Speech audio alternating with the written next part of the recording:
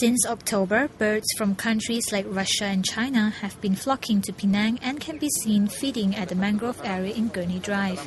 Renowned nature artist and bird photographer Chu Beng-Teng says the Gurney Drive area is more interesting to bird watchers and to the public because of easy access.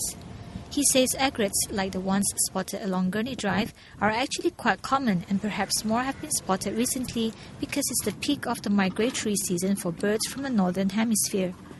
Meanwhile, the Telok Air Tawau coastal front on the mainland usually draws more bird watchers to catch the glimpse of seabirds like plover and waders.